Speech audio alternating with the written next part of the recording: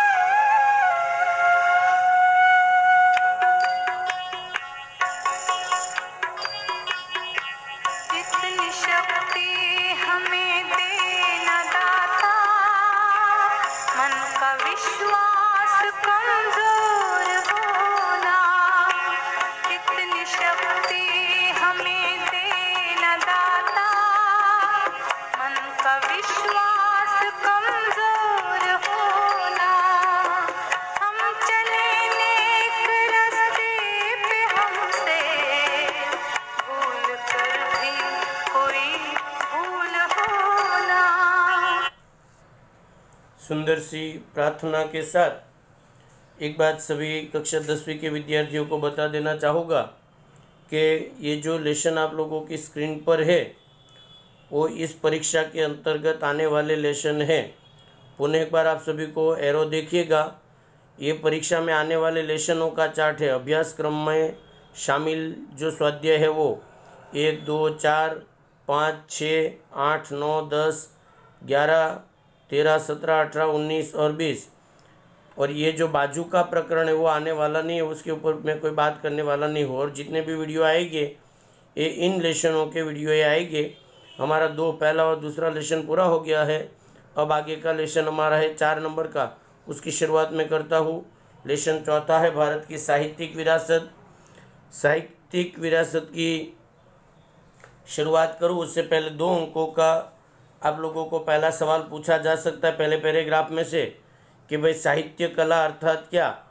साहित्य कला अर्थात क्या, तो आप लोगों को एक परिभाषा मैं बता देना चाहूँगा। लिखी है, नोट डाउन कर लीजिएगा पेन बुक वगैरह लेके बैठे हो तो, कि जब कोई लेखक मन में उपस्थित होने वाले विचारों को विचारों को शब्दों का स्वरूप देकर किताब का निर्माण करता है तो उसे साहित्य कहते हैं। पुनः एक बार, जब कोई लेखक मन में उपस्थित होने वाले विचारों को शब्दों का स्वरूप देकर साहित्य का या तो किताब का निर्माण करता है तो उसे साहित्य कला कहते हैं। इन शॉर्ट पहला मुद्दा हुआ इसकी परिभाषा। दूसरा जो मुद्दा यहाँ पर किताब में भी दिया है कि अपने विचार हो, भाव हो, संवेदना हो या तो उर्मी मतलब अपने मन की जो कल्पनाएं हैं उनको जब लोगों तक पहुंचाने के लिए जब हाव भाव के द्वारा, संकेतों के द्वारा, चित्रों के द्वारा जो ध्वनियाँ उत्पन्न करता है या तो लिपि के द्वारा होता है वही साहित्य। मैंने परिभाषा आप लोगों को शॉर्ट में बता दी है। दूसरा जो मुद्दा इसके अंतर्गत बनाना है वो, नीचे जाओ तो साहित्य कितने भागों में बांटा है, तो साहित्य मुख्य रूप से 2 भागों में बांटा है या तो साहित्य के मुख्य 2 भाग है। उसका तीसरा मुद्दा, पहला वैदिक साहित्य और दूसरा प्रशिष्ट साहित्य। मतलब पहली परिभाषा, दूसरा साहित्य 2 भागों में बांटा गया है। तीसरा मुद्दा उनके नाम, एक वैदिक साहित्य दूसरा प्रशिष्ट साहित्य। अब बीच में एक मुद्दा बता दो, वैदिक साहित्य अर्थात क्या, तो वेदों के ऊपर से या तो जो लिखा गया वो साहित्य वैदिक है और जो काल्पनिक तौर पर लिखा गया वो साहित्य प्रशिष्ट है। मतलब पहला मुद्दा परिभाषा, दूसरा उसके 2 प्रकार है, दोनों के नाम, और चौथा मुद्दा जो आप लोगों को लिखना है वो कि प्राचीन काल से भारतीय साहित्य की विभिन्नता और विशिष्टता के लिए क्या है, प्रसिद्ध है। अर्थात भारत की साहित्य कला प्राचीन समय से ही उनकी विविधता और विशिष्टता के लिए प्रसिद्ध कला मानी जाती है। इस प्रकार से 4 मुद्दे इसके अंतर्गत बनेंगे और ज़्यादा मुद्दे बनाने हो तो और भी मुद्दे आपको लोगों को इसमें लिखा है। हालांकि ये जानकारी है तो भाषा और साहित्य मैंने आपको बता दिया, पर फिर भी प्रत्येक भाषा एक दूसरे पर अपना प्रभाव डालती है। इसके अंतर्गत से कोई सवाल नहीं आएगा, ये केवल जानकारी है कि भारत के इतिहास पर अगर नज़र करते तो भाषाओं ने एक दूसरे पर अपना प्रभाव डाला है और नई नई भाषाओं का उसके द्वारा विकास हुआ है। लेकिन भारत की मूल जो भाषा है वो संस्कृत भाषा है और ज़्यादातर वो धार्मिक कार्यों के अंतर्गत, पूजा विधियों के अंतर्गत उपयोग की जाती है। मतलब साहित्य की मूल भाषा, पांचवा मुद्दा अगर आपको बनाना है तो कि भारत के साहित्य की मूल भाषा संस्कृत भाषा है। और पांचवा या छठा मुद्दा कि ज़्यादातर इसमें जो किताब लिखी गई वो धार्मिक किताबें लिखी गई। इस तरह से 5 से 6 मुद्दे आपको लोगों को साहित्य कला के अंतर्गत बनाने हैं। आगे का जो पैराग्राफ है वो पाणिनि का परिचय, महाकवि पाणिनि का परिचय। तो पहला मुद्दा, पाणिनि एक महान व्याकरण शास्त्री थे। पहला मुद्दा, पाणिनि एक महान व्याकरण शास्त्री थे। दूसरा, इसने किताब लिखी जिसका समय था पूर्व 4वीं सदी। तीसरा, उसकी किताब का नाम, उसने जो किताब लिखी पाणिनि ने उसका नाम अष्टाध्याय है। चौथा मुद्दा, वो कौन सी भाषा में लिखी गई तो कि संस्कृत भाषा में लिखी गई। और आज की जो कंप्यूटर की भाषा है उसने भी मतलब उसको स्वीकार किया है। पाणिनि व्याकरण शास्त्री थी एक, उसकी किताब का नाम अष्टाध्यायी है, उनका समय ईस्वीसन पूर्वी 4वीं सदी है और वो संस्कृत भाषा में लिखी गई। इस तरह से 4 मुद्दे इसके अंतर्गत पाणिनि में आपको बनाने हैं। नेक्स्ट जो आप लोगों का आगे का मुद्दा है वो भारतीय प्राचीन साहित्य। तो वो प्राचीन साहित्य के अंतर्गत कौन कौन सा, तो 3 अंकों का सवाल है। तो सबसे पहले प्राचीन भारतीय साहित्य में आता है वेद। तो पहला मुद्दा, वेद का अर्थ होता है ज्ञान। दूसरा मुद्दा, वेद कितने हैं? 4। पहला मुद्दा, वेद का अर्थ होता है ज्ञान, वेद 4 है। और तीसरा मुद्दा, वेदों के नाम, 1 ऋग्वेद, 2 सामवेद, 3 यजुर्वेद, 4 अथर्ववेद। 1 ऋग्वेद, 2 सामवेद, 3 यजुर्वेद, चौथा अथर्ववेद। ये 2 अंकों का हुआ। अब प्रत्येक वेद के बारे में आप लोगों को 2-2, 3-3 मुद्दे लिखने पड़ेंगे। तो पहला वेद है ऋग्वेद। तो पहला मुद्दा उसके अंतर्गत कि ऋग्वेद प्राचीन भारत का प्राचीन ग्रंथ है। दूसरा, उसमें कुल 1028 ऋचा मतलब मंत्र, मतलब पहला ऋग्वेद भारत का प्राचीन ग्रंथ है।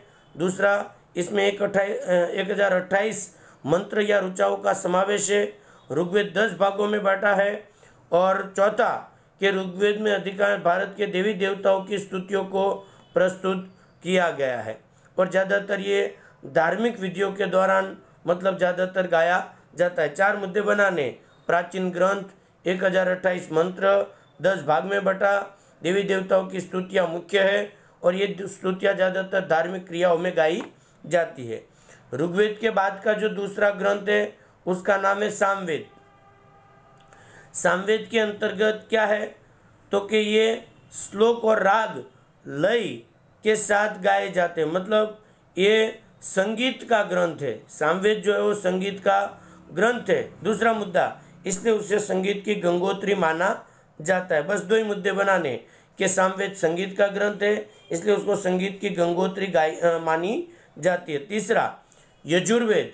यजुर्वेद में पहला मुद्दा कि यजुर्वेद यज्ञ का वेद कहलाता है और यह वेद के अंतर्गत गद्य और पद्य स्वरूपों में निर्मित जो है उन भारत के अंतर्गत किए जाने वाले मंत्र है, क्रिया है और विधियों का वर्णन इसमें यजुर्वेद में पाया जाता है। और अंतिम वेद है अथर्ववेद। अथर्ववेद में अनेक प्रकार के कर्मकांड और संस्कारों का वर्णन किया गया, मतलब जो भारत के 16 संस्कार है, नामकरण से लेकर अंतिम संस्कार तक का जो वर्णन है वो अथर्ववेद के अंतर्गत पाया जाता है। मतलब प्रत्येक वेद में आपको 2-2 मुद्दे लिखने हैं, अर्थात वेदों का मुद्दा पूरा हो गया। आगे का जो मुद्दा है उपनिषद। 2 अंकों में उपनिषद पूछे तो 3 मुद्दे बनेंगे। एक, उपनिषद में कौन कौन सी बातों का समावेश हुआ, तो उसमें उपनिषद में ब्रह्मांड का आरंभ, जीवन, मृत्यु, भौतिक और आध्यात्मिक जगत, ज्ञान, प्रकृति और अनेक दार्शनिक प्रश्नों का उल्लेख हुआ है। दूसरा, उसके 2 प्रकार, बृहदारण्य और छांदोग्य। उपनिषद के 2 प्रकार, बृहदारण्य और छांदोग्य। और तीसरा, उपनिषद ज़्यादातर संवाद के रूप में लिखा गया, मतलब डायलॉग के रूप में। गुरु शिष्य सवाल पूछता है और गुरु उसका जवाब देता है और उसको डायलॉग के स्वरूप में प्रस्तुत किया गया है। और चौथा कि उपनिषद के जो संख्या है, उपनिषद में जो मुक्ति का या श्लोकों की संख्या है वो 108 है। इस प्रकार से आप लोगों को ये मुद्दे अलग अलग बनाने रहेगी। उसके बाद का जो मुद्दा है वो है ब्राह्मण ग्रंथ। क्या होता है ब्राह्मण ग्रंथ? तो 2 अंकों में, 1 अंक में लिखते हो तो वेद मंत्रों का अर्थ समझने के लिए उन पर जो ब्राह्मणों ने टीका लिखी, अर्थात मेरी परिभाषा में पूछो तो वेदों के जो श्लोक थे वो श्लोकों का जो अर्थ ब्राह्मणों ने लिखा उसको ब्राह्मण ग्रंथ कहा जाता है। और उसमें अलग अलग यज्ञ और संबंधित विधियों के लिए मार्गदर्शन दिया है। 2 मुद्दे, एक वेदों के श्लोकों का जो अर्थ टीका के स्वरूप में लिखा गया वो ब्राह्मण ग्रंथ है, और उसके अंतर्गत अलग अलग यज्ञ और संबंधित विधियों के लिए मार्गदर्शन प्रस्तुत हुआ है।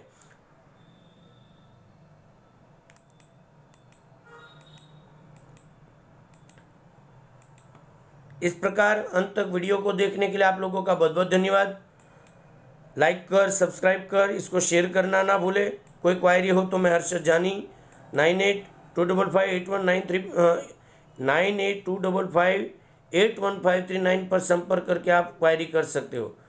जय हिंद, जय भारत, वंदे मातरम। बहुत बहुत धन्यवाद।